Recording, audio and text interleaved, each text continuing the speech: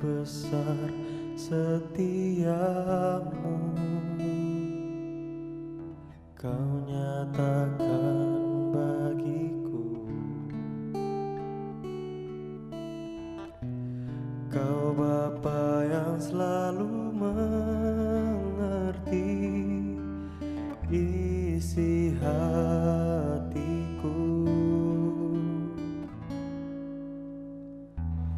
Kemuliaan-Mu kau janjikan, aku tetap percaya.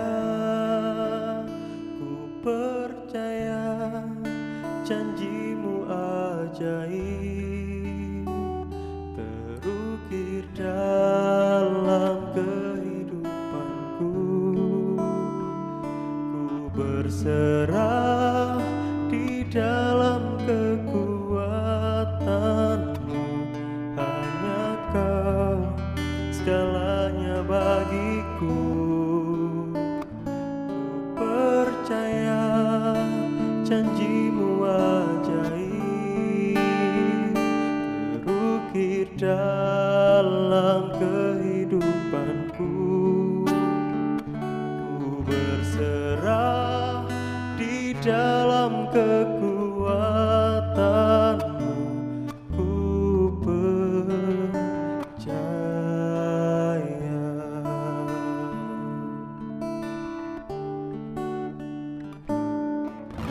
Sungguh besar setiamu, kau nyatakan bagiku. Kau Bapa yang selalu mengerti isi hatiku. Kemuliaan-Mu kau janjikan, aku tetap percaya. Ku percaya janji-Mu ajaib terukir dalam kehidupanku. Ku berserah di dalam kekuatan, hanya Kau segalanya bagiku. Ku percaya janji-Mu ajaib terukir dalam kehidupanku. Ku berserah di dalam kekuatan-Mu, ku percaya. Ku percaya janji-Mu ajaib terukir dalam kehidupanku. Berserah di dalam kekuatan, hanya Kau segalanya bagiku. Ku percaya janji-Mu ajaib terukir dalam kehidupanku. Ku berserah di dalam kekuatan-Mu, ku percaya.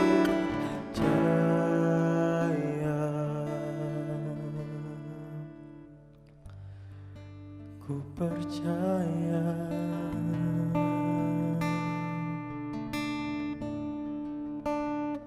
Ku percaya janji-Mu.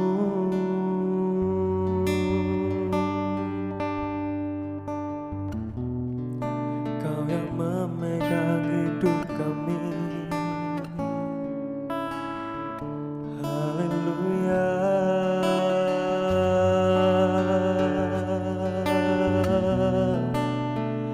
Haleluya.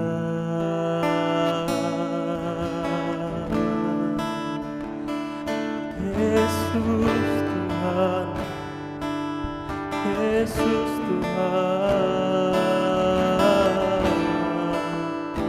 Kau yang selalu tepati janji-Mu. Kau Allah yang tak pernah ingkar janji Tuhan.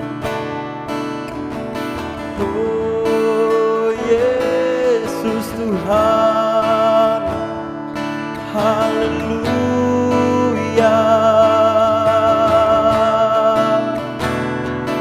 haleluya.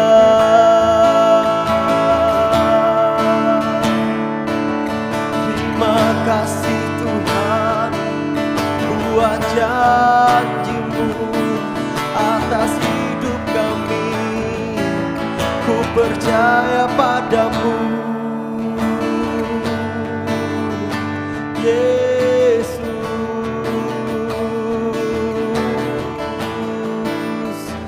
Haleluya,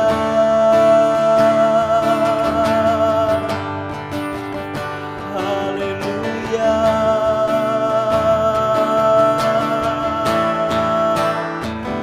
Ku percaya janji-Mu ajaib, terukir dalam kehidupanku.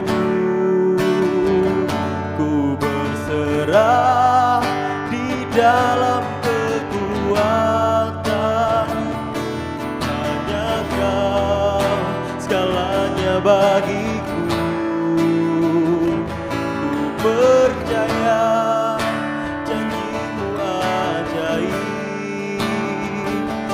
terukir dalam kehidupanku. Ku berserah di dalam kekuatan-Mu. Ku percaya,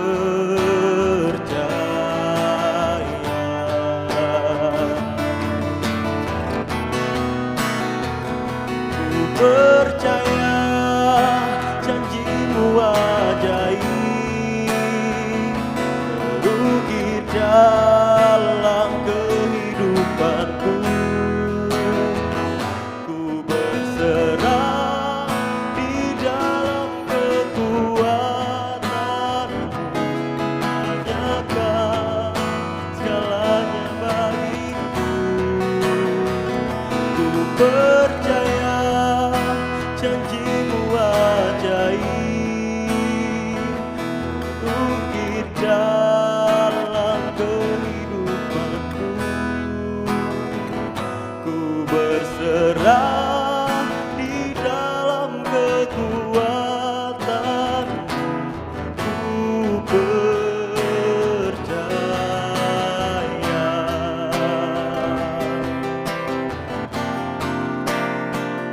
ku percaya janji-Mu ajaib,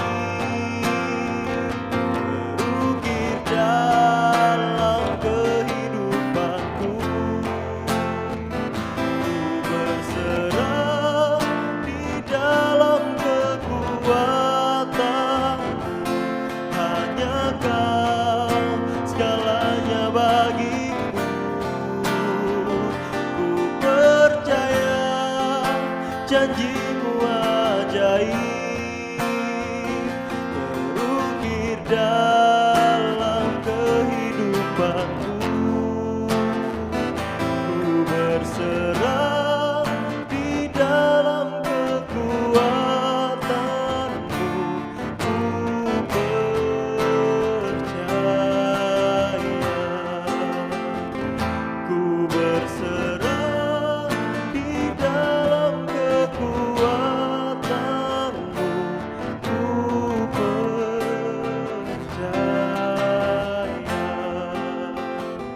ku berserah di dalam kekuatan-Mu. Ku percaya.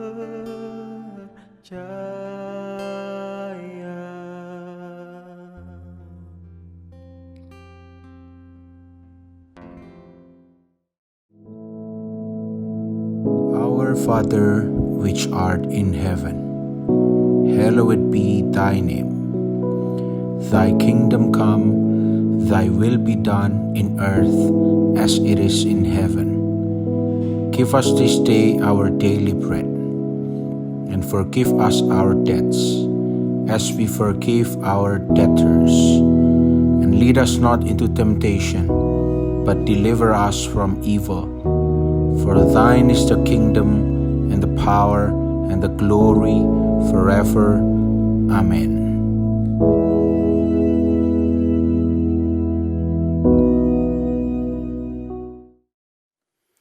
Shalom kekasih-kekasih Tuhan.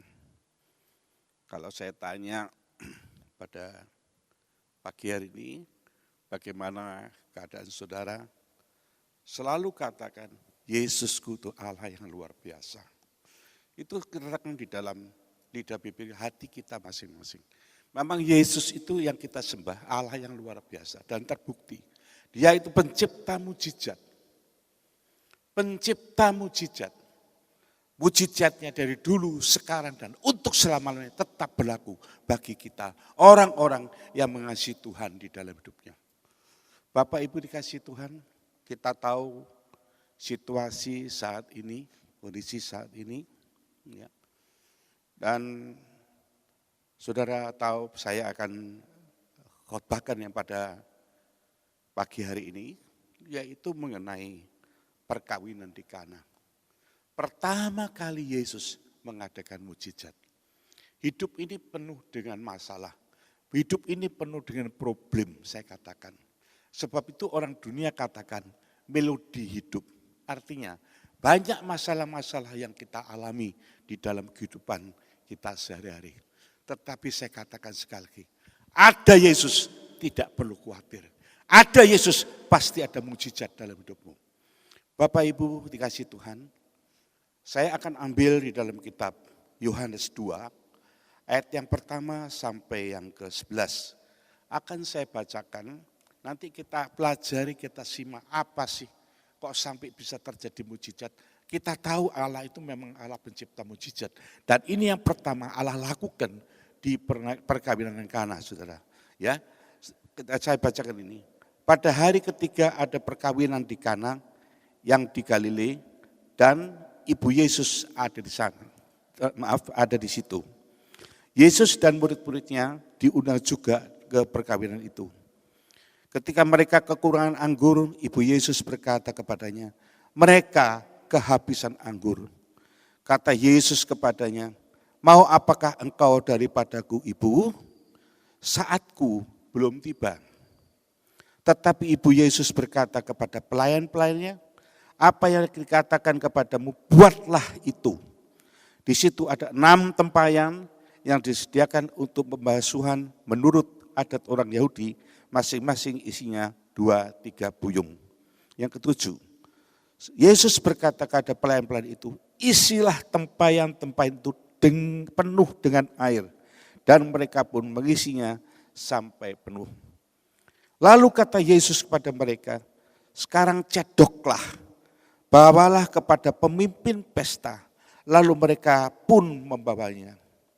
Yang ke-9, setelah pemimpin pesta itu mengecap air yang telah menjadi anggur itu, dan ia tidak tahu dari mana datangnya, tetapi pelayan-pelayan yang mencedok air itu mengetahuinya, ia memanggil mempelai laki-laki dan berkata kepadanya, setiap orang menghidangkan anggur yang baik dahulu, dan sesudah orang puas minum, barulah yang kurang baik. Akan tetapi engkau menyimpan anggur yang baik sampai sekarang. Hal itu dibuat Yesus di Kana yang di Galilea sebagai yang pertama dari tanda-tandanya.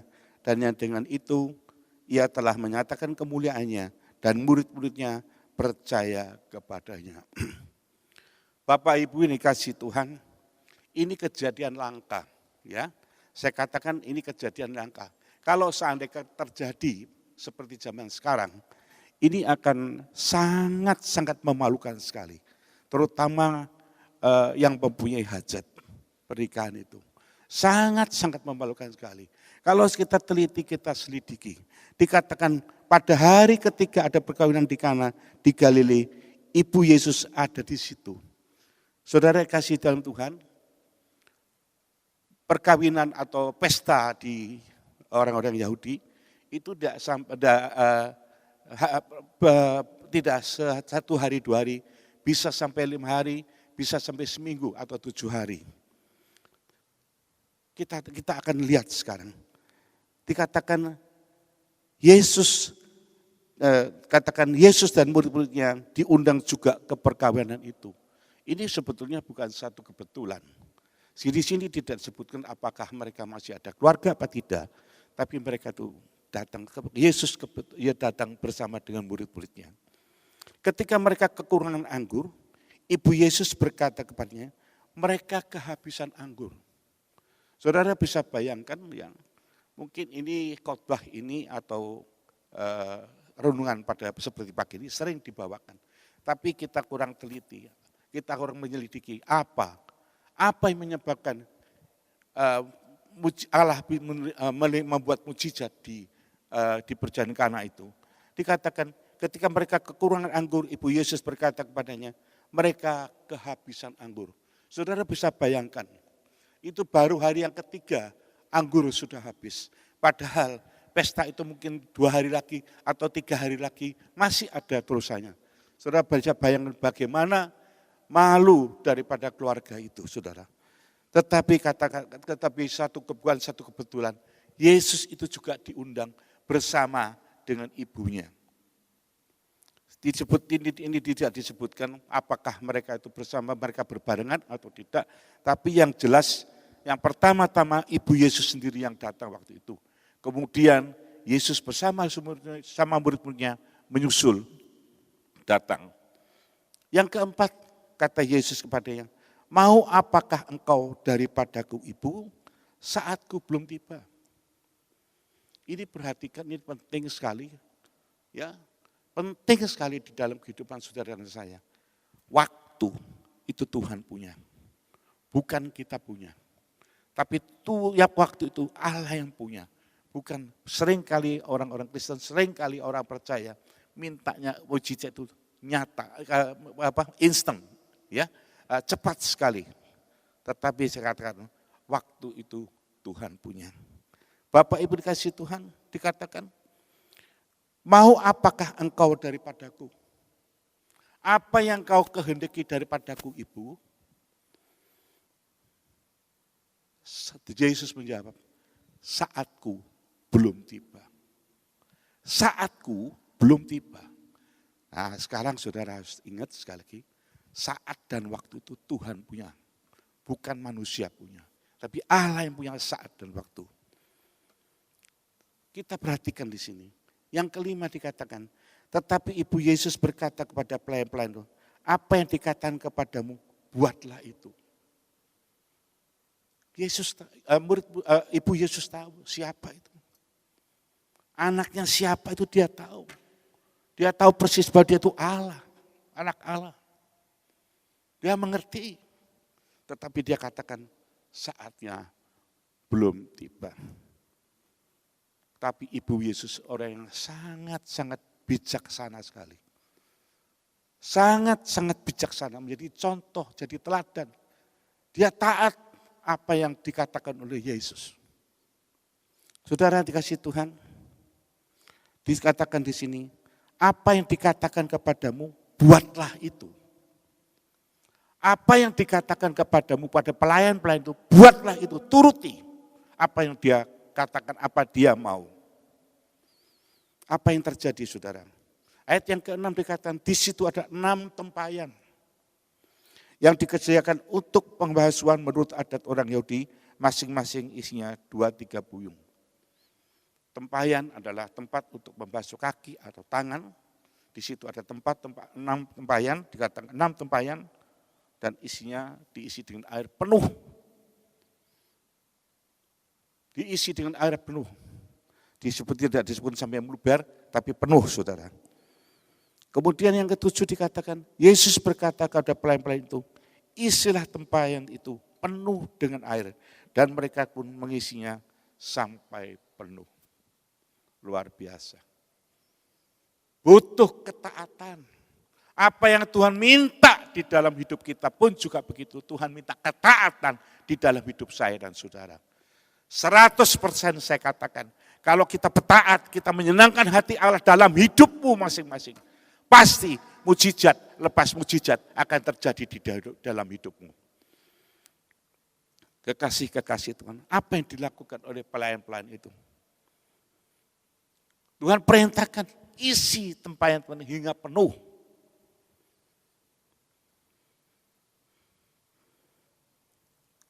Saudara, ketaatan itu penting, tapi juga melakukan. Taat tanpa melakukan, semuanya akan sia-sia. Pelayan-pelayan ini diperintahkan taat. Ya, apa itu, ingat akan Ibu Yesus katakan, apa yang diucapkan itu turuti. Lah ini satu ketaatan bagi pelayan-pelayan ini diisi dengan air penuh. Karena ada ketaatan, karena melakukan, maka Allah melakukan mujizat di dalam perjamuan nikah itu, saudara. Yang ke-8 dikatakan, lalu kata Yesus kepada mereka, cedoklah dan bawalah kepada pemimpin pesta, lalu mereka pun membawanya. Saudara, karena ada waktu, ya, karena ada waktu, karena ada ketaatan, tapi juga melakukan. Baru kuasa Allah, mujizat Allah nyata di dalam pesta pernikahan itu. Di sini kalau saya boleh katakan, Ibu Yesus boleh jadi berkat di dalam pernikahan itu. Seandainya kata tidak ada Yesus, tidak ada Ibu Yesus, apakah terjadi mujizat? Tidak akan terjadi. Betapa malunya, betapa mereka itu sangat-sangat terpukul oleh pesta itu karena kekurangan anggur. Bapak Ibu tahu anggur itu merupakan satu minuman yang sangat berharga untuk orang Yahudi. Itu pada hari yang ketiga habis. Saudara bisa bayangkan betapa mereka itu merasa malu sekali kalau anggur itu habis. Tetapi ada satu pribadi pencipta mujizat, yaitu Yesus Kristus Tuhan kita. Ini pencipta mujizat. Karena itu kita harus tahu, kita jangan membatasi kuasa Allah. Kuasa Allah tidak bisa dibatasi dengan apapun juga, baik ruang maupun waktu. Kalau kita percaya sungguh-sungguh menyenangkan hati Tuhan dalam hidup betul-betul, maka saya 100% percaya mujizat, lepas mujizat boleh terjadi dalam hidupmu. Kalau saya ceritakan mengenai kehidupan saya, luar biasa. Karena waktu ini terus berjalan terus, saudara. Tapi sayang apa yang saya alami, Yesusku dan Yesusmu adalah Allah kekasih yang luar biasa. Bapak Ibu dikasih Tuhan, kita renungkan firman Tuhan pada pagi hari ini. Kita harus koreksi akan kehidupan kita masing-masing. Mengapa mujizat jarang terjadi dalam hidupmu, dalam hidupku? Karena dikatakan tadi di dalam ayat ini, Tuhan punya waktu. Yang kedua adalah ketaatan. Dan yang ketiga adalah melakukan. Ketaatan tanpa melakukan semuanya sia-sia. Dengan iman percaya kita harus lakukan, maka saya percaya dan yakin mujizat akan terjadi di dalam kehidupan Bapak, Ibu, dan saya. Saudara, apa yang ke-8 dikatakan? Lalu kata Yesus kepada mereka, sekarang cedoklah, bawalah kepada pemimpin pesta, lalu mereka pun membawanya. Ini mujizat sudah terjadi. Setelah pemimpin pesta itu mengecap air yang telah menjadi anggur itu, dan ia tidak tahu dari mana datangnya, tetapi pelayan-pelayan yang mencedok air itu mengetahuinya, ia memanggil mempelai laki-laki dan berkata kepada mereka, setiap orang menghidangkan anggur yang baik dahulu, dan sesudah orang puas minum, barulah yang kurang baik. Akan tetapi engkau menyimpan anggur yang baik sampai sekarang. Yang ke-11, hal itu dibuat Yesus di Kana yang di Galilea sebagai yang pertama dari tanda-tandanya, dan dengan itu ia telah menyatakan kemuliaannya dan murid-muridnya percaya kepadanya. ujung-ujungnya nama Yesus dipermuliakan. Ini yang pertama kali terjadi mujizat untuk di negeri Kana, perkawinan Kana, saudara. Orang-orang di situ tidak ada yang tahu. Yang tahu adalah pelayan, mempelai pun tidak tahu. Pemimpin pesta pun tidak tahu apa yang Allah lakukan.